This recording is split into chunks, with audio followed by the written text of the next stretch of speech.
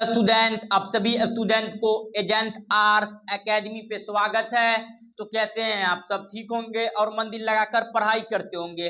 तो आज हम लोग बात करने वाले हैं क्लास 12 हिस्ट्री का जो है ना 5वां प्रैक्टिस सेट। इससे पहले 4 प्रैक्टिस सेट करवा दिए हैं। अगर आप लोग नहीं देखे हैं तो बाबू जाकर आप लोग अवश्य देख लीजिएगा। जो आपके एग्जाम में क्वेश्चन पूछे जाते हैं ना वही सब प्रश्न करवाए। अगर आप लोग नहीं देखे हैं तो इस वीडियो के प्लेलिस्ट में आपका सारा वीडियो मिल जाएगा, आप लोग जाकर अवश्य देख लीजिएगा।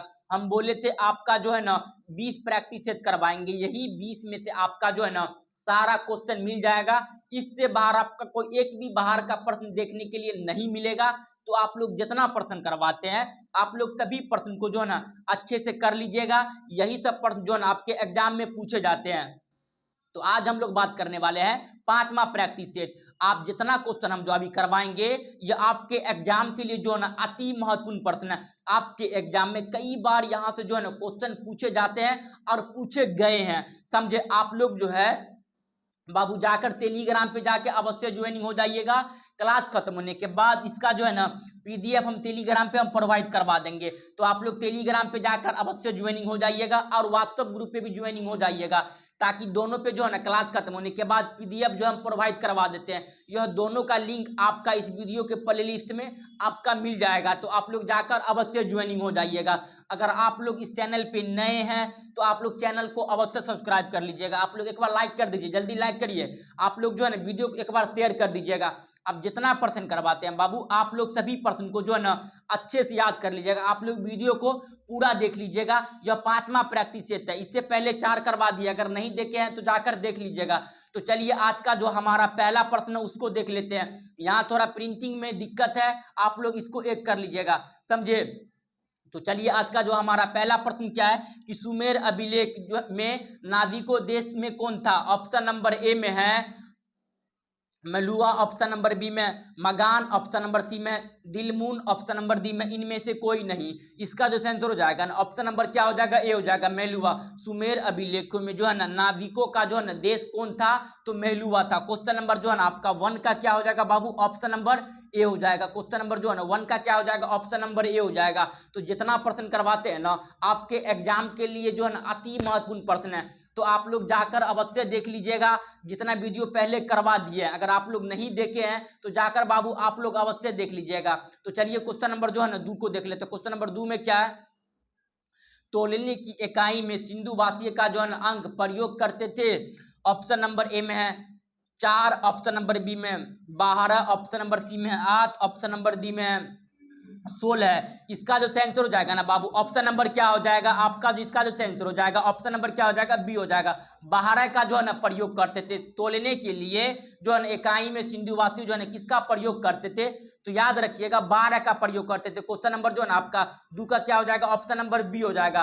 तो चलिए क्वेश्चन नंबर जो है ना 3 को देख लेते हैं। जितना प्रश्न करवाते हैं बाबू आप लोग सभी प्रश्न का आंसर जो है ना अच्छे से याद कर लीजिएगा।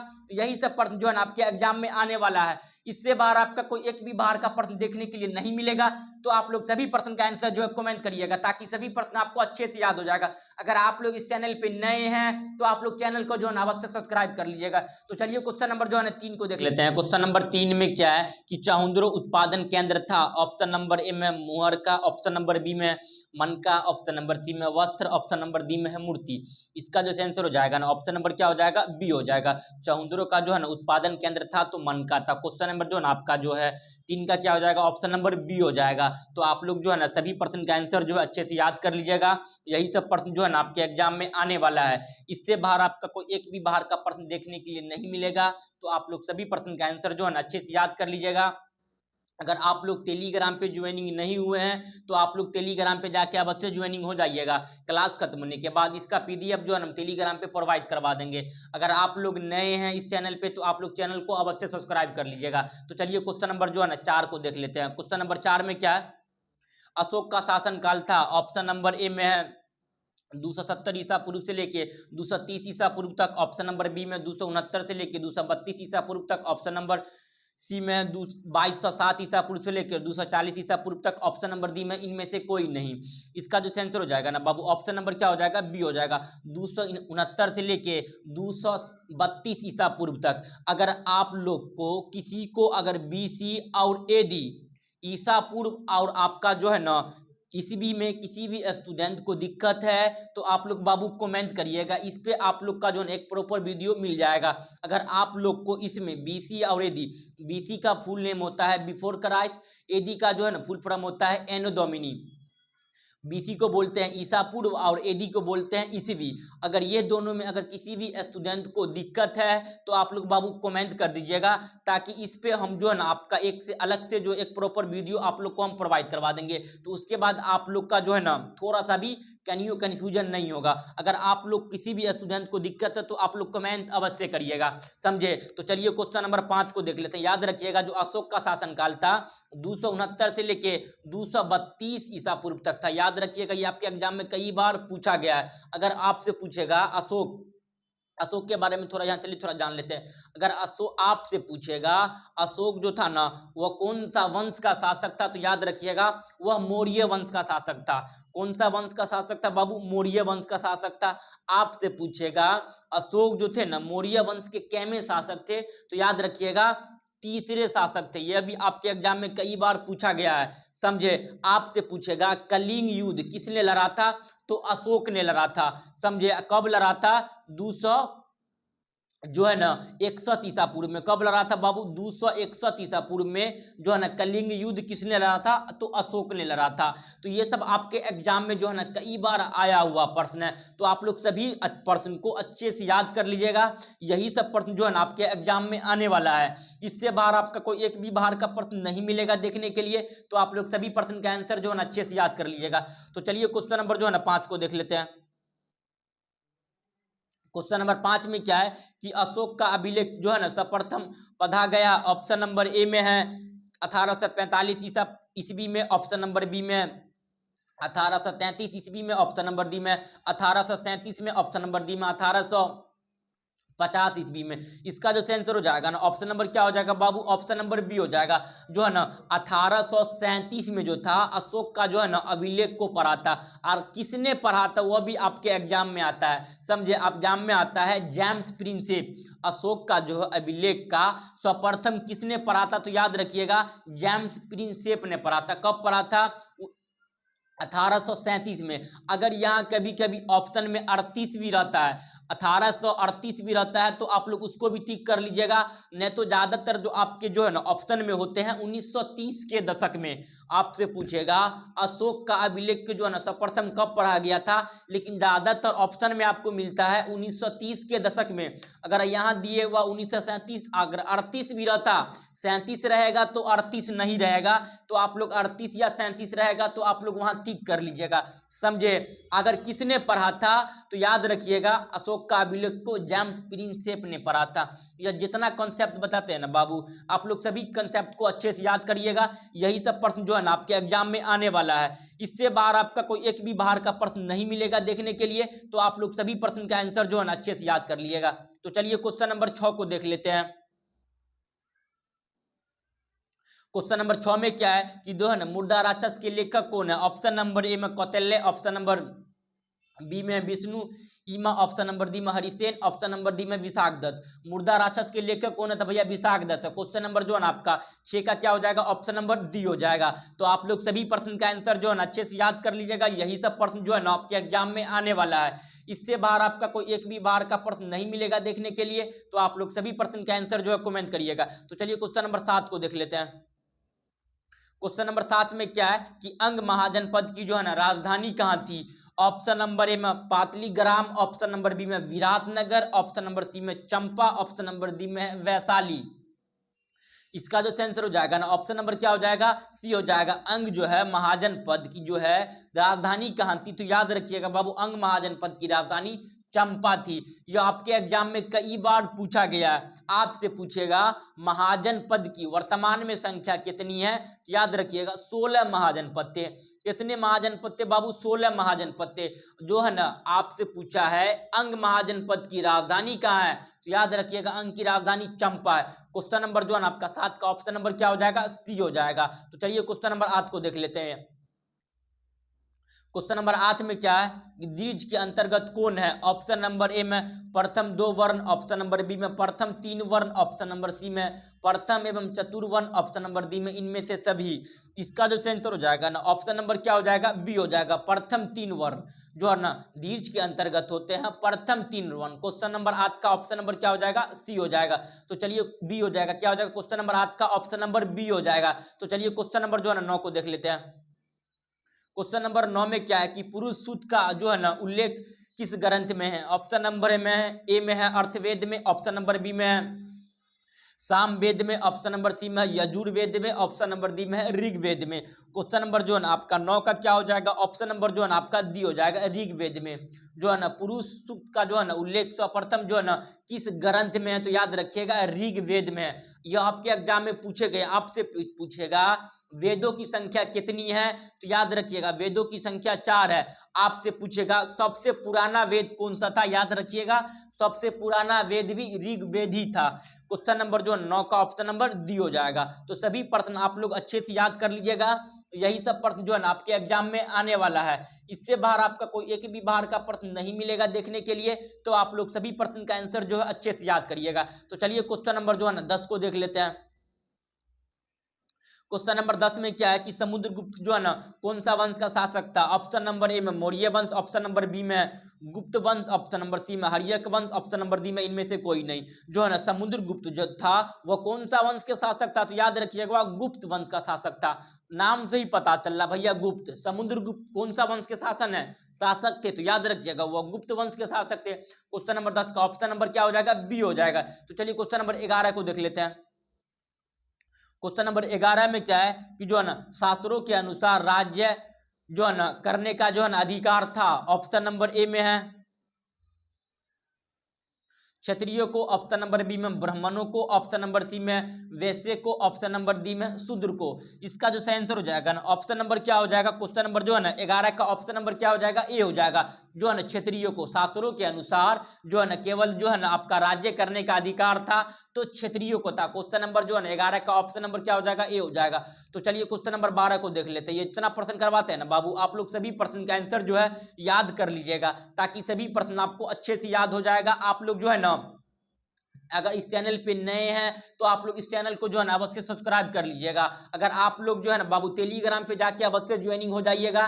क्लास खत्म होने के बाद इसका पीडीएफ जो है ना हम टेलीग्राम पे प्रोवाइड करवा देंगे। अगर आप लोग जो है ना बाबू एक बार वीडियो को जल्दी शेयर कर दीजिए।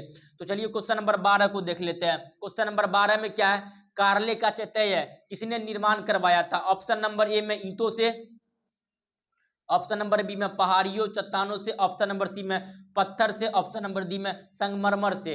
इसका जैसे आंसर हो जाएगा ना क्वेश्चन नंबर 12 का ऑप्शन नंबर क्या हो जाएगा बाबू? बी हो जाएगा, पहाड़ी के चट्टानों से जो है ना कार्ले का चैत्य का जो निर्माण किससे करवाया था? तो याद रखिएगा पहाड़ियों के चट्टानों से। क्वेश्चन नंबर 12 का ऑप्शन नंबर बी हो जाएगा। ये जितना प्रश्न करवाते हैं ना आपके एग्जाम में डायरेक्ट ही देखने के लिए मिलेगा, इससे बाहर आपका कोई एक भी बाहर का प्रश्न देखने के लिए नहीं मिलेगा।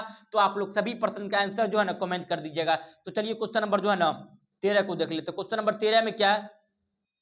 बुद्धों के लिए जो है ना सबसे पवित्र स्थल है? ऑप्शन नंबर ए में स्तूप, ऑप्शन नंबर बी में बिहार, ऑप्शन नंबर सी में चत्ते, ऑप्शन नंबर डी में इनमें से कोई नहीं।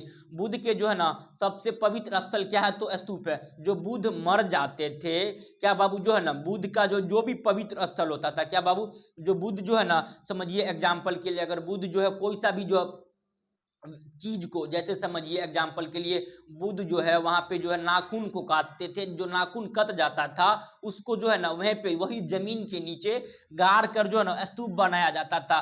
तो सब बुद्ध का सबसे पवित्र स्थल कौन सा है? तो भैया स्तूप है।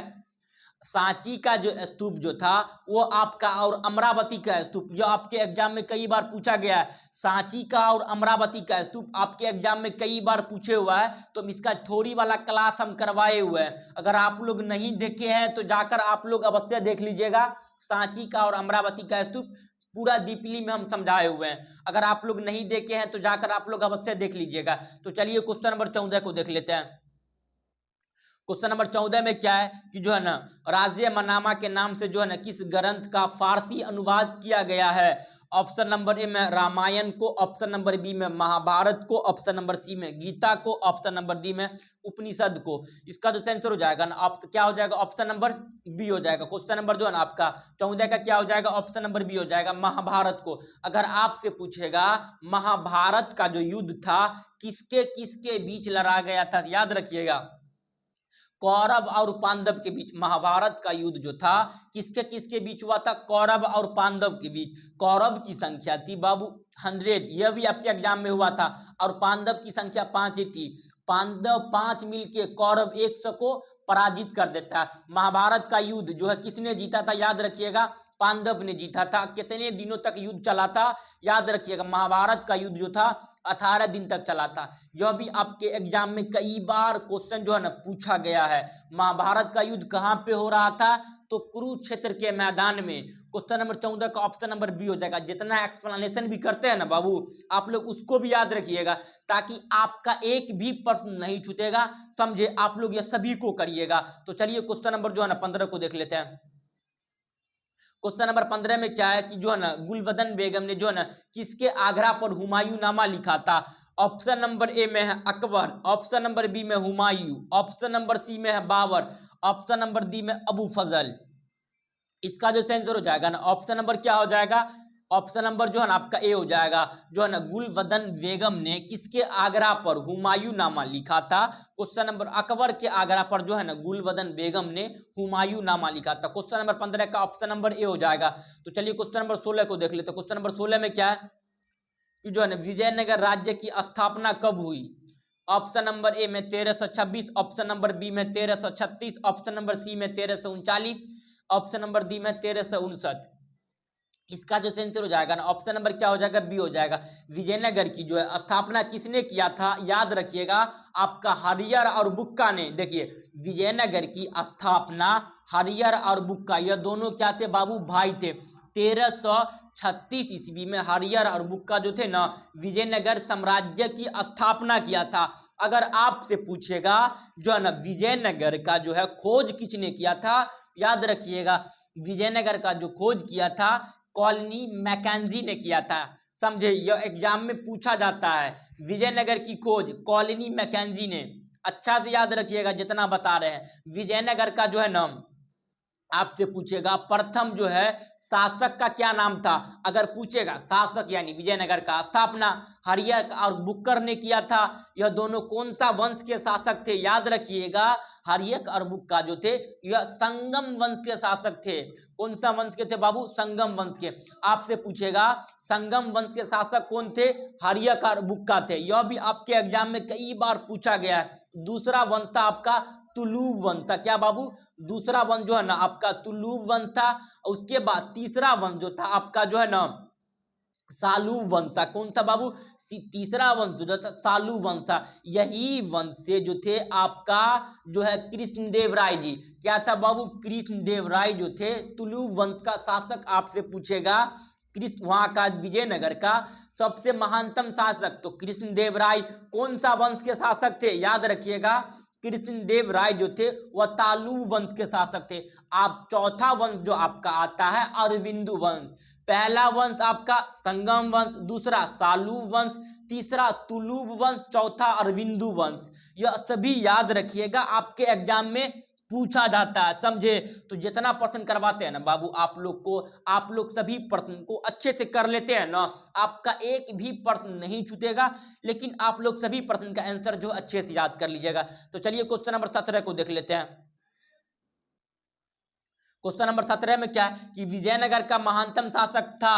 ऑप्शन नंबर ए में वीरहन सिंह, ऑप्शन नंबर बी में कृष्णदेव राय, ऑप्शन नंबर सी में उच्चतरन, ऑप्शन नंबर डी में सदा विषय राय। इसका जो आंसर हो जाएगा ना ऑप्शन नंबर क्या हो जाएगा, बी हो जाएगा। जो है ना विजयनगर का सबसे महानतम शासक कौन था, तो कृष्णदेव राय था। विजयनगर का जो था सबसे महानतम शासक कौन था, तो याद रखिएगा कृष्णदेव राय था। कौन सा वंश के शासक थे, तो तालु वंश के शासक थे। कौन सा वंश के शासक थे बाबू, तालु वंश, यानी तीसरा वंश जो था आपका तालु वंश था। उसका शासक क्या नाम था, कृष्णदेव राय था। तो चलिए क्वेश्चन नंबर 18 को देख लेते हैं।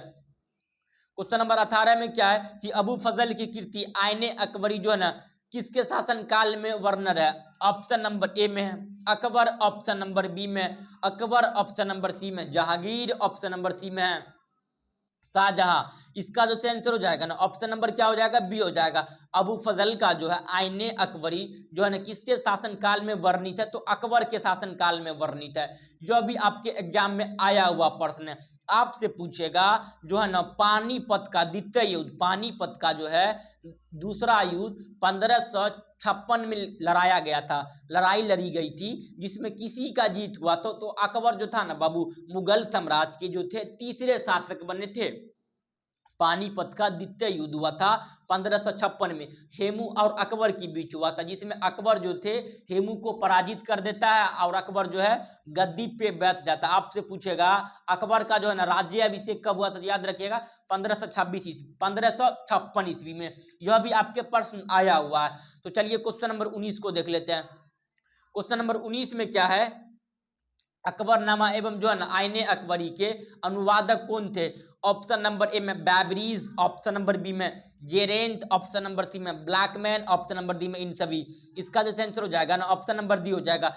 अकबरनामा एवं आईने अकबरी के अनुवादक थे तो आपका ब्लैकमैन थे, जोरेंट थे और बैबरीज थे। क्वेश्चन नंबर जो है ना 19 का ऑप्शन नंबर क्या हो जाएगा? डी हो जाएगा। तो आप लोग सभी प्रश्न का आंसर जो है ना अच्छे से याद कर लीजिएगा। यही सब प्रश्न जो है ना आपके एग्जाम में आने वाला है। इससे बाहर आपका कोई एक भी बाहर का प्रश्न देखने के लिए नहीं मिलेगा। तो आप लोग सभी प्रश्न के आंसर जो है कमेंट करिएगा। तो चलिए क्वेश्चन नंबर जो है ना 20 को देख लेते हैं। क्वेश्चन नंबर 20 में क्या है कि राजकुमार द्वारा जो है ना संबंध किससे था? ऑप्शन नंबर ए में चिश्ती से, ऑप्शन नंबर बी में सुधारवर्दी, ऑप्शन नंबर सी में कादिरी, ऑप्शन नंबर डी में इन सभी से। इसका जो आंसर हो जाएगा ना ऑप्शन नंबर क्या हो जाएगा? आपका सी हो जाएगा, कादिरे से था। राजकुमार का जो है ना द्वार का संबंध किससे था? तो कादिरे से था। क्वेश्चन नंबर 20 का ऑप्शन नंबर सी हो जाएगा। तो चलिए क्वेश्चन नंबर जो है ना 21 को देख लेते। क्वेश्चन नंबर 21 में क्या है? सूफी मत की जो है ना फिरदौसी शाखा इनमें से जो है ना किससे अधिक पनपती है? ऑप्शन नंबर ए में बंगाल, ऑप्शन नंबर बी में उड़ीसा, ऑप्शन नंबर सी में दिल्ली, ऑप्शन नंबर डी में बिहार। इसका जो आंसर हो जाएगा ना बाबू ऑप्शन नंबर क्या हो जाएगा? डी हो जाएगा, बिहार। क्वेश्चन नंबर जो है ना 21 का क्या हो जाएगा? ऑप्शन नंबर डी हो जाएगा। तो आप लोग जो है ना बाबू सभी प्रश्न का आंसर जो है ना कमेंट कर दीजिएगा ताकि सभी प्रश्न आपको अच्छे से याद हो जाएगा। यही सब प्रश्न जो है ना आपके एग्जाम में आने वाला है। इससे बाहर आपका कोई एक भी बाहर का प्रश्न देखने के लिए नहीं मिलेगा। तो चलिए क्वेश्चन नंबर जो है ना 22 को देख लेते हैं। क्या है कि इब्न बतूता किस देश का यात्री था? ऑप्शन नंबर ए में मोरक्को, ऑप्शन नंबर बी में मिस्र, ऑप्शन नंबर सी में तुर्की, ऑप्शन नंबर डी में ईरान। इसका जो आंसर हो जाएगा ना ऑप्शन नंबर क्या हो जाएगा? आपका ऑप्शन नंबर जो है ना ये हो जाएगा। इब्न बतूता जो था किस देश का यात्री था? तो याद रखिएगा मोरक्को का यात्री था। इसका पुस्तक का नाम याद रखिएगा, रेहला। अगर पूछेगा जो है ना इब्न बतूता का किताब का क्या नाम था? तो याद रखिएगा बाबू इसका किताब का नाम जो था रेहला है। यह कई बार आपके एग्जाम में पूछा गया। इब्न बतूता कहाँ का था? तो जो है ना याद रखिएगा मोरक्को को था। इसका किताब का क्या नाम था? रेहला नाम था। आप लोग यह दोनों प्रश्न को अच्छे से याद करिएगा। यह दोनों प्रश्न जो है ना आपके एग्जाम में कई बार पूछा गया और पूछा जाता है। तो चलिए क्वेश्चन नंबर जो है ना 23 को देख लेते हैं। क्वेश्चन नंबर 23 में क्या है? जो है ना मध्यकालीन यात्रियों का जो है ना सरताज किस यात्री को कहा जाता है? ऑप्शन नंबर ए में अल्बिरोनी को, ऑप्शन नंबर बी में Marco Polo, option number C में बर्नियर, ऑप्शन नंबर सी में इब्न बतूता। इसका जो आंसर हो जाएगा ना बाबू ऑप्शन नंबर क्या हो जाएगा? बी हो जाएगा। जो है ना मध्यकालीन यात्रियों का जो है ना सरताज किस यात्री को कहा जाता है? तो याद रखिएगा मार्को पोलो को कहा जाता है। क्वेश्चन नंबर जो है इसका ऑप्शन नंबर बी हो जाएगा। तो चलिए क्वेश्चन नंबर जो है 24 को देख लेते हैं। क्वेश्चन नंबर 24 में क्या है? हुमायूं के दरबार में जो है ना कौन अफ्रीकी यात्री भारत आया था? ऑप्शन नंबर ए में Abdul Razzaq, option number B में अल्बिरोनी, ऑप्शन नंबर सी में बर्नियर, ऑप्शन नंबर डी में इनमें से कोई नहीं। इसका जो आंसर हो जाएगा ना ऑप्शन नंबर क्या हो जाएगा? इनमें से कोई नहीं। जो है ना हुमायूं के दरबार में जो था अफ्रीकी यात्री जो आया था इनमें से कोई नहीं हो जाएगा। क्वेश्चन नंबर जो है ना आपका क्या हो जाएगा? आपका जो 24 का ऑप्शन नंबर डी हो जाएगा। तो चलिए क्वेश्चन नंबर जो है ना 25 को देख लेते हैं। क्वेश्चन नंबर 25 में क्या है कि जो है ना तुजू के जहांगीर की जो है ना रचना किसने की है? ऑप्शन नंबर ए में अब्बास खां रसवानी, ऑप्शन नंबर बी में गुलबदन बेगम, ऑप्शन नंबर सी में जहांगीर, ऑप्शन नंबर डी में नूरजहां। इसका सही आंसर हो जाएगा ऑप्शन नंबर क्या हो जाएगा? सी हो जाएगा। तुजू के जहांगीरी की रचना किसने की है? तो भैया जहांगीर खुद किया है। जो है ना तुजू के जहांगीर की रचना किसने की है? तो जहांगीर ने किया। क्वेश्चन नंबर जो है ना आपका 25 का ऑप्शन नंबर सी हो जाएगा। तो चलिए क्वेश्चन नंबर जो है ना 26 को देख लेते हैं। क्वेश्चन नंबर 26 में क्या है कि जो है अकबर का वजीर था, ऑप्शन नंबर ए में है बैरम खां, ऑप्शन नंबर बी में मुनीफ खां, ऑप्शन नंबर सी में तुर्दलमल, ऑप्शन नंबर डी में अब्दुल रहीम। इसका जो आंसर हो जाएगा ना ऑप्शन नंबर क्या हो जाएगा, ए हो जाएगा। अकबर का वजीर कौन था, तो बैरम खां। आपसे पूछेगा अकबर का संरक्षण कौन था, तो बैरम खां। आपसे पूछेगा अकबर जो था ना वित्त मंत्री किसे नियुक्त किया था, तो तोड़रमल को नियुक्त किया था। यह एग्जाम में कई बार पूछा गया है, समझे। अकबर जो था वो अपना वित्त मंत्री जो है ना नियुक्त किसे किया था, तो तोड़रमल को।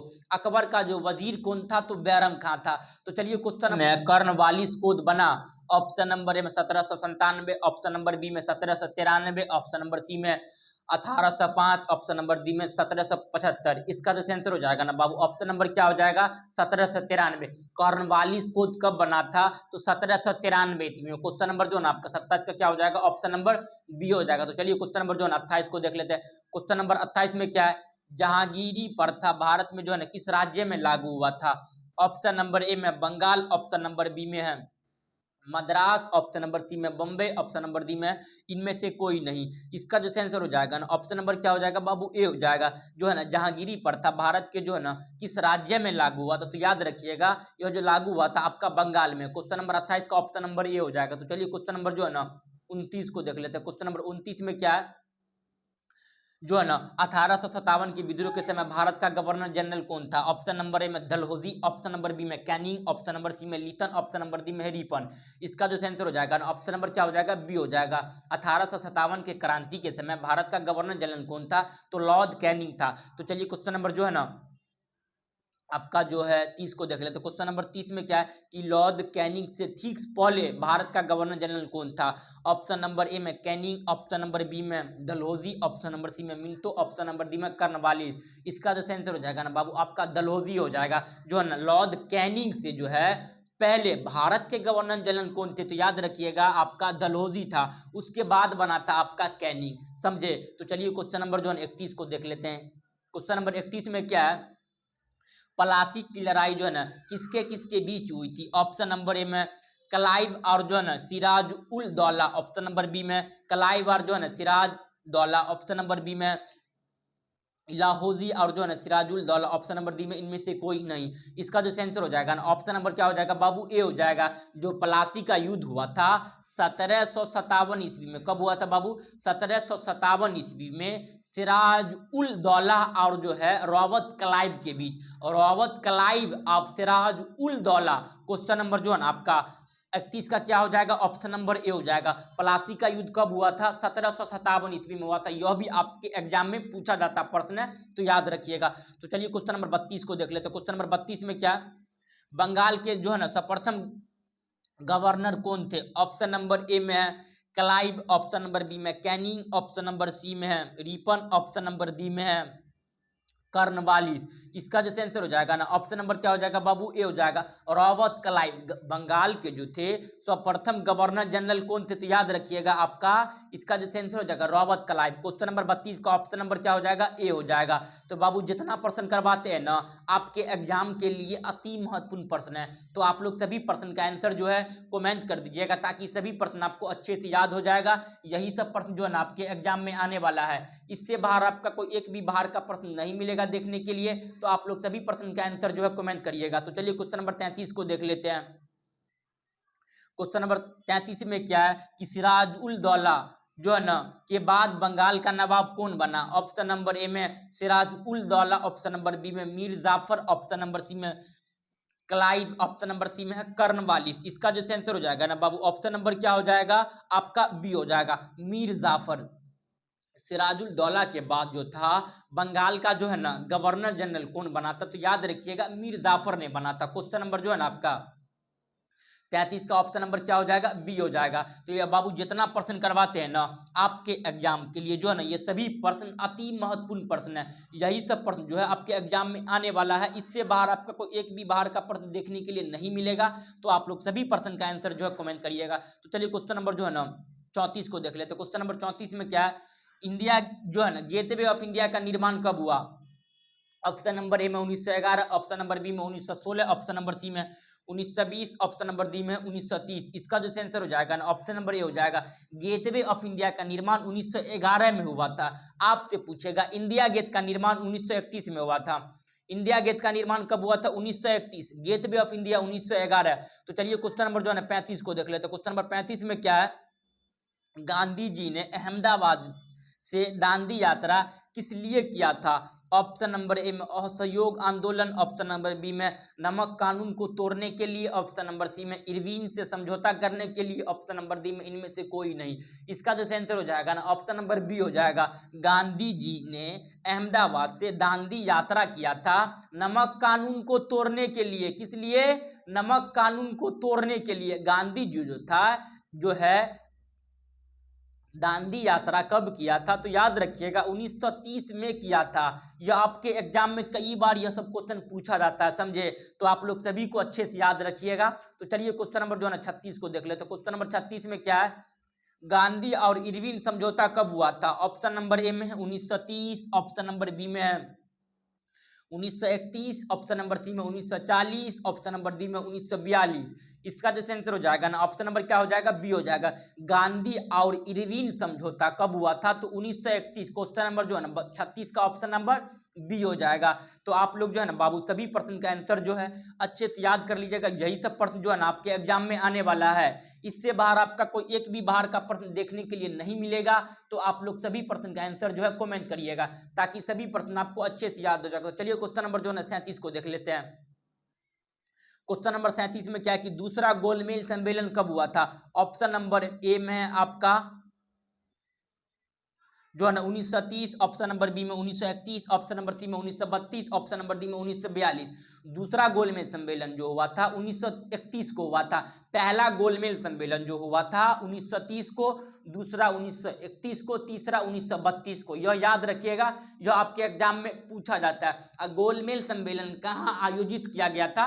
तो याद रखिएगा यह गोलमेज सम्मेलन जो हो रहा था आपका ब्रिटेन में हो रहा था। कहाँ पे हो रहा था? गोलमेज सम्मेलन ब्रिटेन में हो रहा था, समझे?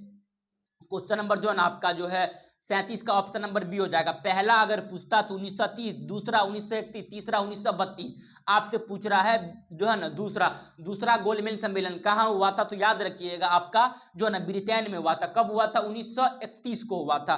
तो चलिए क्वेश्चन नंबर जो है ना आपका 38 को देख लेते हैं। क्वेश्चन नंबर 38 में क्या? मारो फिरंगी को यह नारा किसने दिया था? ऑप्शन नंबर ए में Bhagat Singh, option number B में Mangal Pandey, option number C में भगत बोस, ऑप्शन नंबर सी में है गांधी जी। मारो फिरंगी को यह किसने कहा था? तो भैया हमारा मंगल पांडे जी ने कहा था। क्वेश्चन नंबर जो है ना आपका जो 38 का ऑप्शन नंबर क्या हो जाएगा? बी हो जाएगा। क्वेश्चन नंबर 38 का क्या हो जाएगा बाबू? ऑप्शन नंबर बी हो जाएगा। यह जितना प्रश्न करवाए हैं ना आपके एग्जाम के लिए जो है ना अति महत्वपूर्ण प्रश्न है। इससे बाहर आपका कोई एक भी बाहर का प्रश्न देखने के लिए नहीं मिलेगा। तो आप लोग सभी प्रश्न का आंसर जो है बाबू कमेंट कर दीजिएगा ताकि सभी प्रश्न आपको अच्छे से याद हो जाएगा। तो चलिए क्वेश्चन नंबर जो है ना 39 को देख लेते हैं। क्वेश्चन नंबर 39 में क्या है कि भारत जो है ना स्वतंत्र कब हुआ? और स्वतंत्र और गणतंत्र यह कब हुआ? इसका आंसर आप लोग कमेंट करिएगा। भारत जो था स्वतंत्र कब हुआ और गणतंत्र कब हुआ? इसका आंसर आप लोग जल्दी कमेंट करिएगा। तो चलिए क्वेश्चन नंबर जो है ना 40 को देख लेते हैं। आज का जो हमारा लास्ट प्रश्न है बाबू क्वेश्चन नंबर 40 ही है। क्या पूछ रहा है कि भारत स्वतंत्र भारत का अंतिम गवर्नर जनरल कौन था? ऑप्शन नंबर ए में Lord Curzon, option number B में Lord Mountbatten, option number C में Shri Rajagopalachari, option number D में इनमें से कोई नहीं। इसका जो आंसर हो जाएगा ना बाबू ऑप्शन नंबर क्या हो जाएगा? बी हो जाएगा। देखिए यहाँ आपसे पूछवे किया है घुमा के क्वेश्चन, पूछे समझिए यहाँ अच्छा से थोड़ा समझिए। आप लोग इधर समझिए थोड़ा। देखिए क्या पूछ रहा है, स्वतंत्र भारत का अंतिम गवर्नर जनरल कौन था? तो क्या हो जाएगा? Lord Mountbatten. आपसे पूछेगा, इधर ध्यान दीजिए आप लोग, अगर आपसे पूछेगा स्वतंत्र भारत का भारतीय अंतिम गवर्नर जनरल कौन था? स्वतंत्र भारत का भारतीय पूछेगा तो श्री राजगोपालाचारी होगा। अगर आपसे पूछेगा स्वतंत्र भारत का प्रथम गवर्नर जनरल कौन था? तो लॉर्ड माउंटबेटन ही मारिएगा। स्वतंत्र भारत का प्रथम गवर्नर जनरल कौन था? तो लॉर्ड माउंटबेटन। अगर आपसे पूछेगा, इधर सुनो, इधर आप लोग इधर ध्यान दीजिए, अगर आपसे पूछेगा स्वतंत्र भारत का जो है ना प्रथम भारतीय गवर्नर जनरल कौन था? तो अब होगा श्रीराज गोपालाचारी।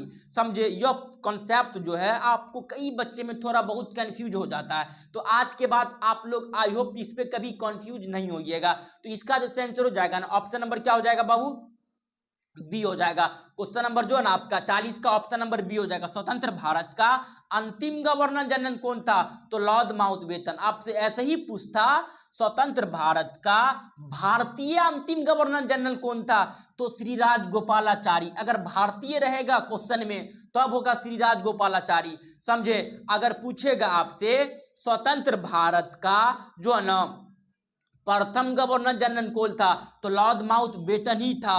अगर आपसे पूछेगा स्वतंत्र भारत का जो है ना प्रथम भारतीय गवर्नर जनरल कौन था, तब होगा श्रीराज गोपालाचारी। आई होप आप लोग को अच्छे तरह से समझ में आ गया होगा। तो बाबू जितना प्रश्न करवाते हैं आप सभी प्रश्न के आंसर जो है ना अच्छे से याद कर लीजिएगा। यही सब प्रश्न जो है ना आपके एग्जाम में आने वाला है, तो इससे बाहर आपका कोई एक भी बाहर का प्रश्न नहीं मिलेगा देखने के लिए। अगर आप लोग इस चैनल पे नए हैं तो आप लोग चैनल को अवश्य सब्सक्राइब कर लीजिएगा। तो आप लोग जो है ना बाबू टेलीग्राम पे जाके अवश्य ज्वाइनिंग हो जाइएगा।